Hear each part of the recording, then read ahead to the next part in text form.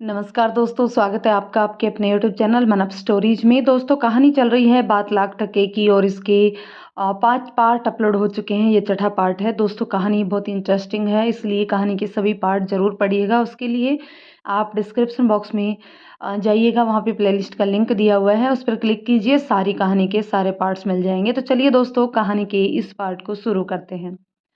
राजपुरोहित के साथ ब्राह्मणों ने मंत्रोच्चार आरंभ किया। रानी मधुलिका की गोद में बैठा नन्हा राजकुमार वहां के वातावरण को देखकर हुमक रहा था और रानी की गोद से निकलकर राजमाता के पास जाने को हाथ फैला रहा था। महाराज ईश्वर प्रताप ने राजपुरोहित के कहने पर सूर्य प्रताप को राज मुकुट पहनाकर यमुनानगर का राजा घोषित किया और राज सिंहासन पर बैठाया। तो शंख ध्वनि के साथ राजा सूर्य प्रताप रघुवंशी की जय जयकार होने लगी और जय जयकार चारों तरफ गूंजने लगी। दरबार में उपस्थित मंत्रियों, दरबारियों तथा राजाओं ने बधाई दी।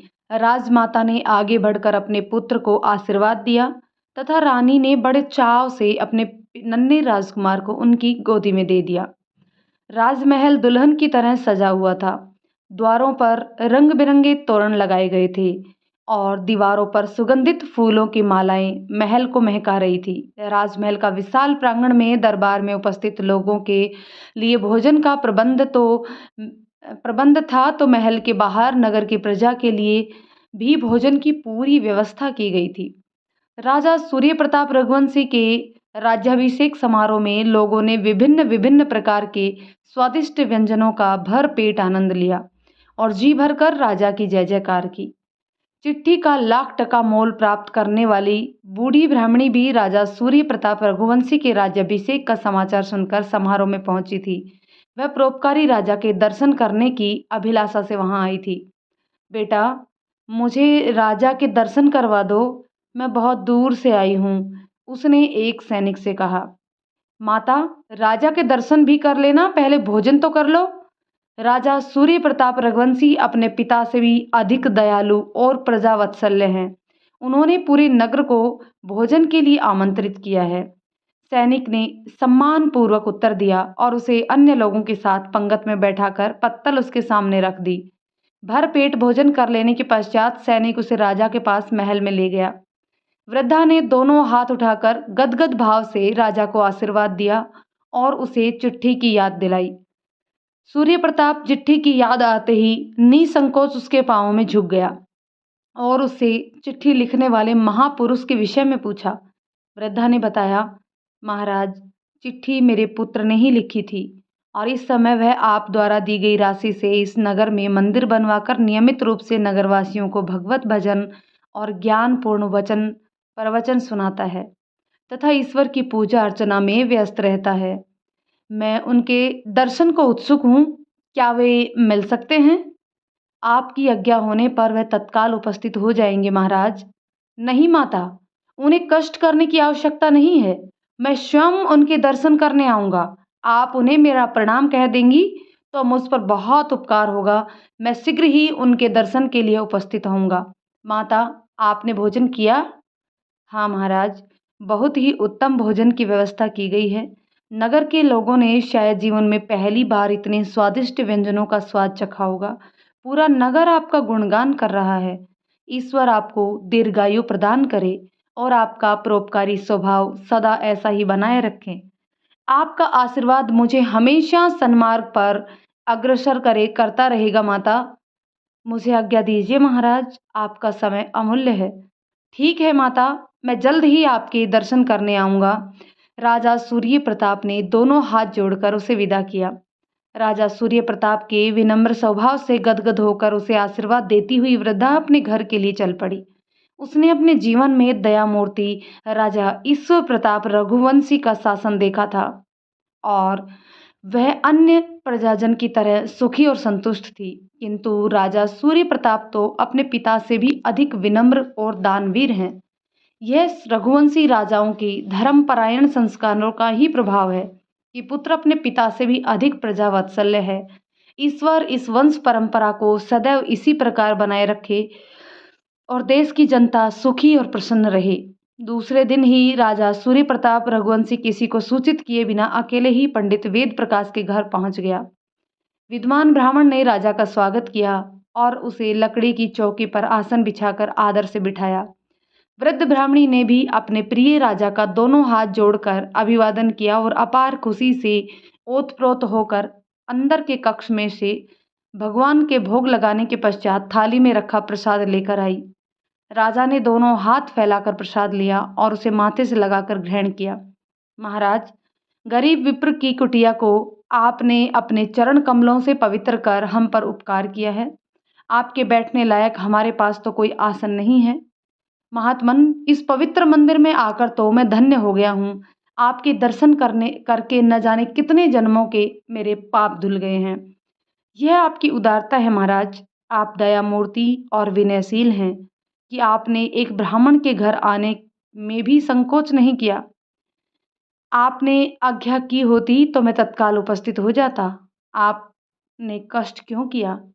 विप्रवर, आप मेरे पथ प्रदर्शक और भाग्य विधाता है। कागज के एक टुकड़े में आपने ज्ञान और अनुभव की गंगा समाहित कर दी।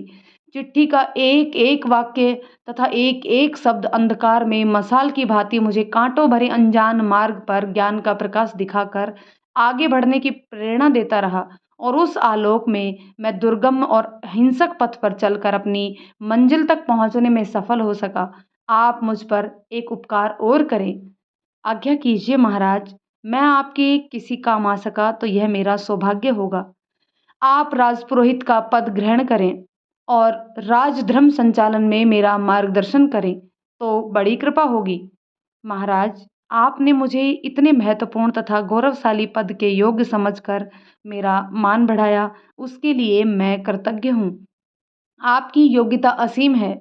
आप गुण और ज्ञान के सागर हैं महात्मा। आपने मेरी विनती स्वीकार करके मुझ पर ही नहीं पूरी प्रजा पर उपकार किया है। पिताश्री के शासन में चहु और शांति और खुशहाली व्याप्त है। जनता उनके न्याय और राज्य की व्यवस्था से पूर्णतः संतुष्ट है। तथापि आप राजपुरोहित का पद संभालेंगे तो सभी का कल्याण होगा। जो आप उचित समझे महाराज। आपसे अधिक जन कल्याण की चिंता कौन कर सकता है। अच्छा, अब मुझे अनुमति दीजिए। प्रणाम। सूर्य प्रताप ने खड़े होकर कहा और जाने के लिए द्वार की ओर बढ़ गया। वेद प्रकाश भी राजा को विदा करके द्वार तक उनके पीछे पीछे गया। फिर लौटकर भगवान की प्रतिमा के सम्मुख हाथ जोड़कर बैठ गया। वह ईश्वर को धन्यवाद देने लगा कि उसे ऐसे पराक्रमी और प्रजावत्सल्य राजा के संसर्ग में रहने का अवसर दिया। उनकी वृद्ध माता भी ईश्वर के इस उपकार पर नतमस्तक थी। वह भगवान के साथ साथ राजा के निर्णय पर उत्साहित थी। सूर्य प्रताप ब्राह्मण के घर से आकर सीधा अपने पिताश्री के पास उसके कक्ष में पहुंचा और उन्हें प्रणाम करके सामने आसन पर बैठ गया। राजा सूर्य प्रताप जी, प्रातः से आपके दर्शन ही नहीं हुए। क्या सैर के लिए दूर चले गए थे? राजा ईश्वर प्रताप ने पूछा। नहीं महाराज, मैं सैर के लिए नहीं बल्कि एक विद्वान ब्राह्मण से मिलने गया था। वेद प्रकाश बहुत ही ज्ञानी और अनुभवी हैं। मैं उनको राजपुरोहित नियुक्त करने हेतु आपकी अनुमति चाहता हूँ। तुम राजा हो, उचित निर्णय करने में भी स्वयं सक्षम हो। राज्य कार्य के लिए क्या आवश्यक है और क्या नहीं, उसका निर्णय तुम्हें ही करना है। उसमें मेरी अनुमति की कहाँ जरूरत है।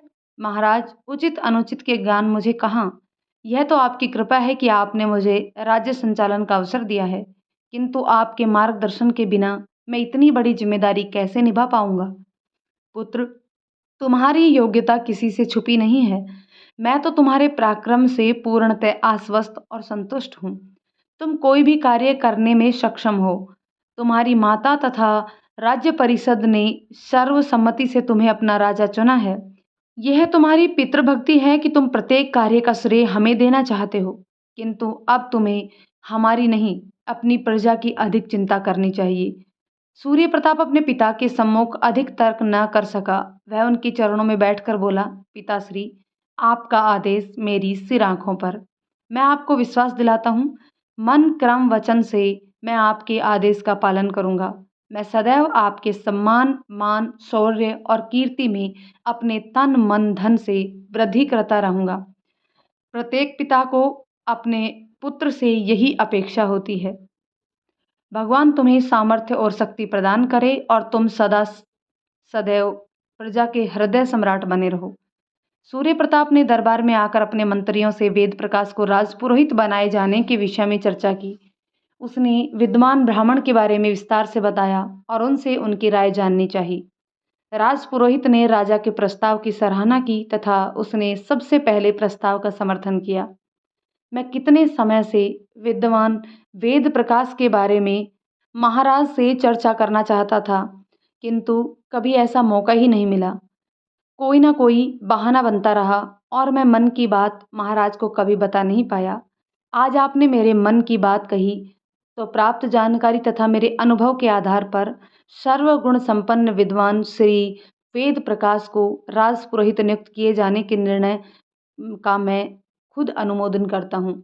महाराज, जिस दिन आपने एक कागज के टुकड़े से छोटे से टुकड़े का मोल 1,00,000 स्वर्ण मुद्रा का भुगतान बूढ़ी माता को करने का आदेश मुझे दिया था, मैं उसी क्षण आपका पारखी नज़र और चिट्ठी में लिखे अनमोल संदेश का महत्व जान गया था।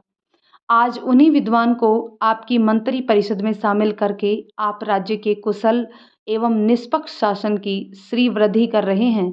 राज्य के कोषाध्यक्ष ने कहा, महाराज, मैंने बहुत ही निकट से विद्वान ब्राह्मण के प्रवचन सुने हैं। उनकी सोच की गहराई और वाणी की मधुरता में यद्यपि भागवत प्रस्तुति और ईश्वर भक्ति की रसधारा सतत बहती रहती है, तथापि उसमें निष्पक्ष न्याय और कुशल प्रशासन का भाव एक पारदर्शी आवरण में स्पष्ट दिखाई देता है। ईश्वर समदृश्य अपनी प्रजा का हित सुरक्षित करने हेतु भी ईश्वर कृपा हित भय बिन न होए प्रीति का भाव भी स्पष्ट लक्षित होता है। निश्चित ही ऐसे विद्वान की उपस्थिति राज्य परिषद के गौरव और प्रजा के हित में अत्यंत महत्वपूर्ण सिद्ध होगी। आपका यश ऐसे ही महत्वपूर्ण विषयों के निर्णयों से दिन प्रतिदिन बढ़ता रहा है। राजा सूर्य प्रताप रघुवंशी की जय हो, सेनापति ने कहा। प्रमुख मंत्रियों की सहमति तथा अपने माता पिता के प्रोत्साहन पर राजा सूर्य प्रताप रघुवंशी ने विद्वान वेद प्रकाश को अपने मंत्री परिषद में राजपुरोहित नियुक्त कर दिया। मंत्री की गरिमा और विशेषाधिकारों के अनुरूप उनके आवास की व्यवस्था की गई। वृद्ध ब्राह्मणी राजमहल का वैभव देखकर कभी अपने भाग्य को सराह रही थी तो कभी अपनी विलक्षण प्रतिभा के धनी पुत्र की बुद्धि कौशल को, जिसने उस जैसी दरिद्र को राजमहल में पहुंचा दिया, जहां प्रतिक्षण प्रत्येक कार्य के लिए सेवक सेवकाओं की उपस्थिति और उत्तम भोजन की व्यवस्था है। ऐसा सौभाग्य देव कृपा से ही मिलता है। शायद पिछले जन्म में मैंने कुछ अच्छे कर्म किए थे। राजा सूर्य प्रताप को समाचार मिला कि नागदेव नगर के महाराज अस्वस्थ हैं तथा उन्होंने अपनी पुत्री और दामाद को शीघ्र बुलाया है। राजदूत ने बताया, महाराज बहुत दिनों से बीमार हैं तथा राजवैद्य के लगातार प्रयत्न के बावजूद उनका रोग बढ़ता ही जा रहा है। अब तो वे बिस्तर से उठ पाने में भी असमर्थ हैं। पिछले कुछ दिनों से वे आप दोनों के साथ अपने नाती को देखने के लिए बहुत व्याकुल हो रहे हैं। राजवैद्य की कोई औषधि उन पर कारगर सिद्ध नहीं हो पा रही। यदि संभव हो तो आप अपने राज्यवैद्य को भी साथ ले चलें और बहुत लाभकारी रहेगा। संभवतः उनकी औषधि से महाराज का रोग ठीक हो जाए। शीघ्र ही सब तैयारियां हो गई। सूर्य प्रताप ने अपने माता पिता से आज्ञा ली और पत्नी और राजकुमार के साथ नागदेव नगर के लिए रवाना हो गए। सेना के घुड़सवार दल के घेरे में 3 घोड़ों पर रथ दुर्गम गति से दौड़ा जा रहा था। रानी मधुलिका अपने पिता से मिलने को व्यग्र हो रही थी तो सूर्य प्रताप भी चिंतित था। जिस मार्ग पर वह 2-4 बार जा चुका था, आज वही मार्ग उसे बहुत दूर प्रतीत हो रहा था।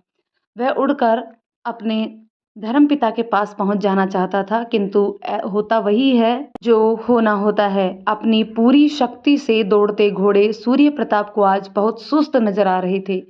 महीनों वर्षों में तय किए जाने वाला मार्ग 2-4 दिन में तो पार नहीं किया जा सकता था। घोड़ों को भी विश्राम और दाना पानी की आवश्यकता होती है। इसलिए अंधेरा गहराने लगा तो सूर्य प्रताप ने आने वाले नगर की सीमा पर पड़ाव डालने का आदेश दिया। नगर की सीमा पर सूर्य प्रताप की सेना के पड़ाव का समाचार मिलते ही वहां का राजा अपने 2 मंत्रियों के साथ स्वयं उपस्थित हुआ और उन्हें आग्रहपूर्वक अपने महल में ले गया और उनकी भरपूर सेवा की। सैनिकों तथा उनके घोड़ों को भी सम्मान से रहने और भोजन करवाया। राजा ने सूर्य प्रताप से कुछ दिन वहां विश्राम करने का भी अनुरोध किया, किंतु उनकी व्यवस्था के कारण वह अधिक कुछ न कहकर चुप रह गया। राजा सूर्य प्रताप रघुवंशी शीघ्रातिशीघ्र नागदेव नगर पहुंचने का प्रयत्न कर रहे थे, किंतु विशेष रूप से तैयार किए गए सर्वश्रेष्ठ अश्व अपनी पूरी शक्ति दौड़कर भी दिन भर में 400 से 500 मील की दूरी ही तय कर पाते थे। संध्या समय तक घोड़े और सारथी थक कर चूर हो जाते, तो राजा को भी अपने परिवार के विश्राम चिंता सताने लगती तथा उन्हें किसी न किसी नगर की सीमा पर पड़ाव डालना ही पड़ता। जिस नगर की सीमा पर उनका पड़ाव होता, वहां का राजा दौड़ा दौड़ा आता और उन्हें अपने महल में आतिथ्य देकर अपने भाग्य को सराहता। राजा सूर्य प्रताप रघुवंशी जब नागदेव नगर से हाथी घोड़े और ऊंट सवार की विशाल सेना के साथ यमुना पार नगर लौट रहा था, तब राजाओं ने उनके भय से संधि प्रस्ताव तथा भेंट देकर उनका स्वागत किया था। किंतु अब मुट्ठी भर सैनिकों के साथ होने पर भी सभी सूर्य प्रताप के आगे बढ़कर सेवा के लिए तत्पर हैं। सभी ने उनका लोहा मान लिया है और वे उनकी छत्र छाया में स्वयं को अधिक सुरक्षित समझ रहे हैं। एक चक्रवर्ती सम्राट का आश्रय पाकर वे सभी चिंता मुक्त हो चुके हैं। 10 दिनों की श्रम साध्य और निरंतर यात्रा के पश्चात राजा सूर्य प्रताप का रथ नागदेव नगर पहुंचा। सूर्य प्रताप अपनी रानी मधुलिका और पुत्र के साथ सीधा राजा के पास पहुंचे और उनके चरणों में बैठकर उनका हाल समाचार जानना चाहा, किंतु महाराज मूर्छा में थे। राजवैद्य तथा अनेक दरबारी वहां उपस्थित थे। अपनी बेटी, दामाद तथा नन्हे नाती को देखकर रानी बहुत खुश हुई। उन्होंने अपनी बेटी को गले से लगाया और दामाद को आशीर्वाद दिया। नन्हे नाती को गोद में लेकर प्यार किया। उनके आने से महल में एकाएक खुशी और उमंग का संचार हो गया था। सेवक सेविकाएं, मंत्री संतरी, दरबारी और अधिकारी सब उत्साह और उल्लास से भर गए, क्योंकि महाराज की बीमारी ने सबको उदास और निराश कर दिया था। महाराज की लंबी बीमारी से सभी चिंतित थे, किंतु नन्हे राजकुमार की किलकारियों से महल हुमकने से लगा था। रानी उन्हें अपने कक्ष में लेकर आई और राजकुमार को गोद में लेकर बैठ गई, किंतु वह नीचे उतरने की चेष्टा कर रहा था। नगरवासियों ने उनके प्रिय राजा के आगमन की सूचना पाकर समाचार सुना, तो वे भी अपना काम धाम छोड़कर राजा के दर्शन करने को उमड़ पड़े। महल के बाहर काफी भीड़ जमा हो गई, किंतु सूर्य प्रताप अपने महाराज की सेवा में लगा था। उनके साथ आए राजवैद्य ने तत्काल महाराज का परीक्षण किया, किंतु उनकी मूर्छा का कारण न जान सका। नागदेव नगर के राजवैद्य ने उनकी बीमारी के विषय में तथा अब तक किए औषधि उपयोग की जानकारी दी। दोनों अनुभवी वैद्याचार्यों ने बीमारी के स्रोत से लेकर प्रयोग में लाई गई औषधियों के प्रभाव पर काफी गहनता से विचार किया, किंतु किसी परिणाम पर नहीं पहुंच पाए। सूर्य प्रताप अपने धर्म पिता को मूर्छा में देखकर उद्विग्न से हो रहा था। वह चिंतित था, क्योंकि आयुर्वेद के मर्मज्ञ दो अनुभवी वैद्याचार्य बीमारी का कारण खोज नहीं पा रहे। एकाएक नन्हा राजकुमार बकवा बकवा चलता, भागने का प्रयास में कभी गिरता और फिर उठ खड़ा होता और चलने का प्रयास करता हुआ वहां पहुंचा। उसकी माता भी उसे पकड़ने के लिए पीछे पीछे आ रही थी। राजकुमार वहां पहुंचकर और महाराज का हाथ अपने हाथों में पकड़कर बिस्तर पर चढ़ने लगा। उसने महाराज के हाथ को अपने दोनों हाथों से कसकर पकड़ रखा था, ताकि ऊपर चढ़ने में सफल हो सके। उसकी माता ने उसे रोकने का प्रयास किया, तो वह महाराज के सीने पर लेट गया। महाराज के दोनों हाथों में हरकत हुई और उन्होंने नन्हे बच्चे को छाती से चिपका लिया। मधुलिका ने बच्चे को उठाने का प्रयत्न करते हुए कहा, अभय प्रताप, नाना जी की तबीयत ठीक नहीं है बेटा, इन्हें आराम करने दो। बेटी का कर्णप्रिय स्वर और नाती का कोमल स्पर्श पाकर महाराज ने आंखें खोलने की चेष्टा की। सभी की नजरें महाराज पर लगी थी। उनके शरीर में हलचल देखकर वैद्य ने उनकी बीमारी का कारण खोज निकाला और दूर जाकर विचार करने लगा। उसने राजा सूर्य प्रताप से कहा, महाराज, चिंता की कोई बात नहीं है, आप निश्चिंत रहें, अब ये बहुत जल्दी स्वस्थ हो जाएंगे। वैद्यराज, क्या आप बता सकते हैं कि महाराज को क्या हुआ है? महाराज, राजा साहब अपनी बेटी के लिए बहुत चिंतित रहे होंगे। वे एक ही बात पर लगातार सोचते सोचते मूर्छा में चले गई। बेटी के लिए दिल में बैठा भय तथा आशंका ही उनकी बीमारी का कारण है।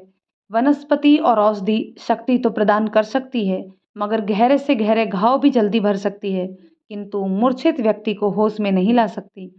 बेटी की आवाज़ सुनकर और अपने नाती का स्पर्श पाते ही उनके शरीर में चेतना का संचार हुआ और वे गहन मूर्छा से उभर आए। इन्हें अब किसी औषधि की जरूरत नहीं है। परिवार का साथ इनके लिए च्यवनप्राश से भी अधिक हितकारी है। शक्ति एवं स्फूर्ति के लिए मैं कुछ चमत्कारी वनस्पतियों का अर्क बनाकर पिलाता हूँ। आप देखिए, कुछ ही समय में ये पूर्णतः स्वस्थ होकर नन्हे राजकुमार के पीछे दौड़ने लगेंगे। नटखट अभय प्रताप अब भी अपने नाना के बिस्तर पर बैठा उनकी कलाई और बाजू में पहने आभूषणों से खेल रहा था। उसकी माता भी अब उसे रोकने का प्रयत्न नहीं कर रही थी, अपितु वह स्वयं पिता के हाथ को अपने हाथ में लेकर सहला रही थी। बेटी का कोमल हाथ की गर्माहट से सहसा राजा की आंखों में आंसू निकल पड़े। उन्होंने अपनी बेटी को छाती से लगाने के लिए बाहें फैला दी। पिता की भावना जानकर बेटी ने भी अपना सिर उनके वक्ष पर रख दिया। राजा ने दोनों हाथों से उसकी गालों को सहलाया तो भावुक हो उठे और उनकी आंखों से अश्रुधारा अविरल बहने लगी।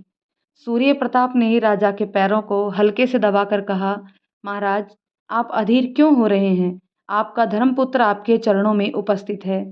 यदि आपको कोई कष्ट है अथवा आपकी कोई इच्छा है तो मुझे आदेश दें। मैं आपके कहे का तत्काल निवारण करने का प्रयत्न करूंगा। राजा ने आंखें खोलकर सूर्य प्रताप को देखा और उसके सिर पर हाथ रखकर बोले, बेटा सूर्य प्रताप जी, अब मुझे ना कोई कष्ट है और ना ही मेरी कोई इच्छा है। आप आ गए, मेरी पुत्री और नाती आ गई, मेरा सोना आंगन फिर से जगमग हो गया। मुझे अब और कुछ नहीं चाहिए। आप अपना राजकाज संभालो और मुझे मेरे नन्हे नाती अभय प्रताप के साथ खेलने की छुट्टी दे दो। मैं दिन भर नन्हे राजकुमार के साथ खेलना चाहता हूँ। वे उठकर आराम से बैठ गए। महाराज, आप राजकुमार अभय प्रताप के साथ खेलिए अथवा विश्राम कीजिए। सैनिकों के साथ शिकार खेलने जाइए या चौरस खेलिए। राजकाज की देखभाल के लिए आपका सेवक उपस्थित है। सूर्य प्रताप जी, मैं आपको गुप्त खजाने का राज बताता हूँ। मेरे पूर्वजों ने जो धन मेरे लिए सुरक्षित छुपा कर रखा था, उसकी चाबी भवानी के मंदिर में शेर के मुंह में रखी है। आप एक बार मेरे साथ चलकर देख लो, फिर मैं निश्चित हो जाऊंगा। राजा ने कहा और उठकर चल पड़ा। महाराज, मेरी एक विनती है, आप स्वीकार करेंगे तो मुझ पर आपका बहुत उपकार होगा। आप राजा हैं और मैं आपके ऊपर उपकार कैसे कर सकता हूँ? उचित अनुचित का निर्णय करने में आप सक्षम तथा निपुण हैं। आप शुभ फैसला कीजिए। मेरे योग्य सेवा हो तो मैं सहयोग करने को तैयार हूँ। बताइए, मुझे क्या करना होगा? महाराज, यमुना पार नगर की जिम्मेदारी मेरे पिताश्री ने मुझे उठाने का आदेश दिया है और नागदेव नगर की जिम्मेदारी आपने मुझे सौंपी है। अर्थात यमुना पार नगर से लेकर नागदेव नगर तक फैले इतने विशाल भूभाग पर मेरा पहुंच पाना असंभव नहीं जान पड़ता। इसलिए नागदेव नगर का राजकार्य रानी मधुलिका के संरक्षण में राजकुमार अभय प्रताप द्वारा संचालित किया जाना उचित होगा। चक्रवर्ती सम्राट का प्रभाव पूरे भूमंडल पर होता है। आपका प्रभाव भी उतना ही तेजस्वी है। आपकी कीर्ति पूरे भूभाग में व्याप्त है और आपकी पताका गौरव से फैर रही है। आप राजा हैं, आप महाराज हैं, आप सम्राट हैं, आप चक्रवर्ती सम्राट हैं। आपके आदेश से कौन असहमत हो सकता है? किंतु सूर्य प्रताप जी, राजकुमार अभय प्रताप एक दुधमुहा बच्चा है। वह राज्य प्रशासन को कहकरा भी नहीं जानता।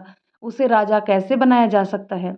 महाराज, जहाँ तक मेरी जानकारी है, आप जैसे अनुभवी और प्रतापी महापुरुष ने ही कहा है कि राजा बनाए नहीं जाते, राजा पैदा होते हैं। उनके संस्कार उन्हें राजा बनाते हैं। राजा भूमि पर ईश्वर का प्रतिनिधित्व होता है। वही ईश्वर के आदेश पर अपने विवेक से राज्य का संचालन प्रशासन संभालता है। रानी मधुलिका भी राजवंश से आती हैं। उनमें वे सब गुण और सामर्थ्य है जो राज्य शासन सुगमता से चलाने के लिए एक राजा में होने चाहिए। अभय प्रताप भी बड़ा हो रहा है और उसके मार्गदर्शन के लिए आप भी तो हैं। मैं भी समय समय पर आता रहूँगा। नागदेव नगर से यमुना पार नगर तक मैं एक आदर्श राज्य स्थापित करने की सोच रहा हूँ। आशीर्वाद दीजिए महाराज। आपका दृष्टिकोण अत्यंत व्यापक और सर्व कल्याणकारी है। आप यशस्वी और दीर्घायु हों। सूर्य प्रताप ने अपनी वृद्ध माता तथा उसके परिवार से भेंट की और उनकी कुशल क्षेम पूछी। कच्चे घर से निकलकर महल में पहुंची माता राजा सूर्य प्रताप को हर समय आशीर्वाद देती रहती थी और उसके मंगल की कामना करती थी। उसके इकलौते पुत्र को कोषाध्यक्ष का सहयोगी नियुक्त कर उसे दरबार में स्थान दिया गया था। उनका परिवार सूर्य प्रताप से मिलकर बहुत खुश हुआ। वे उसका आभार कैसे व्यक्त करें, उन्हें समझ नहीं आ रहा था। वृद्धा राजा के लिए मेवे तथा मिठाई लेकर आई और उनके पास बैठकर स्वयं अपने हाथों से उन्हें खिलाने लगी। राजा उनके आदर सत्कार से बहुत प्रसन्न हुआ और उन्हें धन्यवाद देकर विदा ली। महल के सामने खुले प्रांगण में हजारों की संख्या में स्त्री पुरुष राजा सूर्य प्रताप के दर्शनार्थ एकत्रित थे। सूर्य प्रताप को देखते ही लोगों ने जोर जोर से नारे लगाने शुरू कर दिए। बहुत समय तक राजा सूर्य प्रताप रघुवंशी की जय जयकार होती रही। राजा ने उपस्थित लोगों से पूछा कि वो सुखी और खुशहाल हैं, उन्हें कोई तकलीफ या परेशानी तो नहीं है, उन्हें अन्न धन अथवा किसी अन्य वस्तु की आवश्यकता तो नहीं है, राज्य में सब और सुख शांति तो है।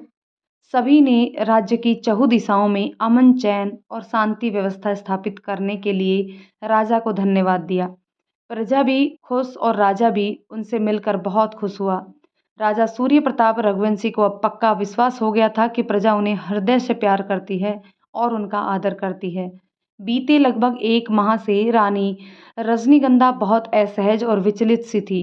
राजा सूर्य प्रताप को यमुनानगर से गए महीने भर हो चुका था, किंतु रानी को इससे कुछ फर्क नहीं पड़ता था, क्योंकि पिता के घर से आने के बाद प्रथम बार ही सूर्य प्रताप उनके कक्ष में आया था और वह तब भी खड़े खड़े ही हाल समाचार पूछकर चला गया था।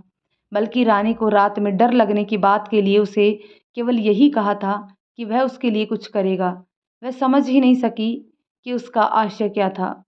वह दिन भर उसी के बारे में सोचती रही थी। रात्रि भोज के पश्चात रानी बहुत देर तक अपने कक्ष में इधर से उधर टहलती रही। उसे नींद नहीं आ रही थी और ना ही चैन ही पड़ रहा था। उसने अपनी सेविका को पुकारा और उसे साथ लेकर महल के खुले भाग में आकर आसमान के नीचे टहलने लगी। वह सेविका से बात कर मन का बोझ हल्का कर लेना चाहती थी, किंतु उसकी समझबूझ की सीमा जानकर तथा अपनी मर्यादाओं का विचार करके मन की बात मन में ही रखी गई। वह बिना कुछ कहे फिर से अपने कक्ष की ओर बढ़ गई। सेविका चुपचाप उनके पीछे पीछे कक्ष के द्वार पर आकर रुक गई। रानी दुखी मन से पलंग पर लेटकर सामने जलते दीपक को देखने लगी। वह सोच ही रही थी, यह दीपक भी उसकी भांति रात भर चुपचाप जलता रहता है, उसकी वेदना सुनने वाला कोई भी नहीं है। दोस्तों, कहानी के इस पार्ट को यहीं पे ख़त्म करते हैं। मिलते हैं नेक्स्ट पार्ट में। तब तक के लिए कहानी आपको कैसे लगी कमेंट करके ज़रूर बताइएगा। कहानी पसंद आए तो लाइक शेयर करें। चैनल पर नए हैं तो चैनल को सब्सक्राइब जरूर कर लें। धन्यवाद।